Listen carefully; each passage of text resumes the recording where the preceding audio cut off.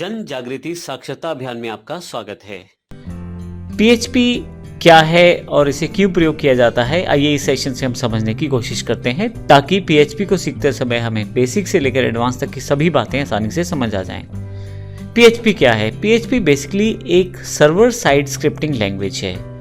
अब server side scripting language क्यों है? क्योंकि आप इंटरनेट पे दो तरह के कंप्यूटर का प्रयोग करते हैं। एक क्लाइंट जो रिक्वेस्ट भेजता है, कोई इन्फॉर्मेशन एक्सेस करना चाहता है, और एक सर्वर जो वो इन्फॉर्मेशन देता है। मान लीजिए अगर आपको रिजल्ट देखना है तो रोल नंबर आप डालेंगे तो क्लाइंट साइड पे, और जहां रिजल्ट पड़ा है वो सर्वर साइड है। तो पीएचपी जो है सर्वर साइड स्क्रिप्टिंग है, अर्थात दूसरी तरफ वाली जहां पे आपका रिजल्ट पड़ा है। तो सर्वर साइड स्क्रिप्टिंग का क्या फायदा रहता है? क्लाइंट कंपाइल्ड इन्फॉर्मेशन देख पाता है, अर्थात वहां से जो रिजल्ट निकल के आएगा उसको केवल देख सकता है क्लाइंट, और उसको अनऑथराइज्ड वे में एक्सेस नहीं कर पाएगा। तो पीएचपी एक सर्वर साइड स्क्रिप्टिंग लैंग्वेज है और एक इंटरप्रेटेड लैंग्वेज है। इसके अलावा पीएचपी का मुख्य प्रयोग डेटाबेस्ड वेबसाइट्स या वेब एप्लीकेशंस के लिए किया जाता है। अब डेटाबेस वेबसाइट्स कौन सी होती हैं? अगर आपकी वेबसाइट पे अगर आपको प्रोडक्ट शो करने हैं तो आप माईसीक्वल में उन्हें सेव करके रख सकते हैं, और जैसे जैसे कस्टमर को रिक्वायरमेंट है उस तरह से आप अपनी वेबसाइट पे दिखा सकते हैं। जैसे एग्जांपल के लिए यदि मैं अमेज़न का एग्जांपल लूँ, अमेज़न वेबसाइट पे अगर आप 5000 से लेकर 50,000 के लैपटॉप का चुनाव करेंगे तो उनको वहाँ पे चुन के दिखाया जाएगा। अब ये जो फिल्टर है, अर्थात जो चुनने का कार्य है, वो क्लाइंट करेगा। तो ऐसी वेबसाइट्स या वेब एप्लीकेशंस जिनमें आपको डेटाबेस बेस्ड इंफॉर्मेशन चाहिए होती है, वहाँ पे पीएचपी का इंपॉर्टेंस और बढ़ जाता है, क्योंकि पीएचपी ऐसी लैंग्वेज है जो डेटाबेस के साथ आसानी से कार्य कर सकती है। और क्योंकि यह सर्वर साइड ही कंपाइल हो जाती है, सर्वर साइड ही इंटरप्रेटेड हो जाती है, तो जो रिजल्ट निकलता है वो HTML फॉर्मेट में निकलता है जो क्लाइंट के कंप्यूटर पर पहुंचाया जाता है।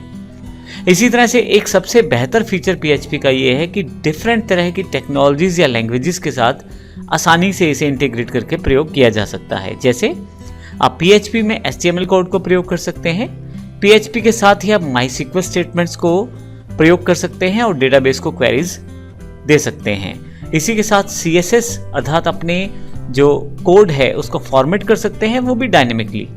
इसके साथ मैं आपको ये भी बता दूं कि वर्डप्रेस सबसे ज़्यादा प्रयोग होने वाला प्लेटफॉर्म जिसमें वेबसाइट्स बनाई जाती हैं, वह भी पीएचपी पे बेस्ड है।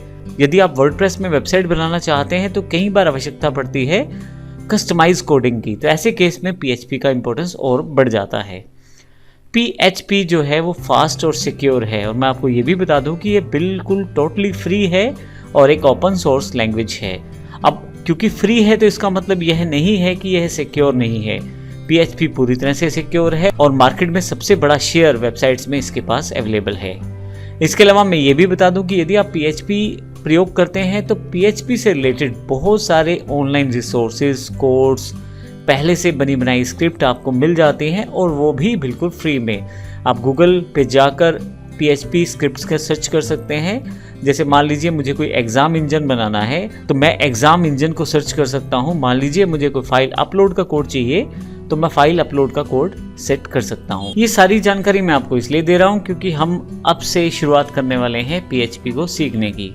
तो ज़रूरी है कि हमें इन सब चीज़ों की जानकारी रहे कि पीएचपी एग्जैक्टली है क्या और किस प्रकार से इसे प्रयोग किया जा सकता है, और कौन कौन से कॉन्टेक्स्ट में आप इसे आसानी से प्रयोग। अगले सेशन में हम ये बात करेंगे कि पीएचपी के बेसिक फीचर्स क्या हैं, उसके बेनिफिट्स क्या हैं, क्यों इसे हम प्रयोग करते हैं। धन्यवाद।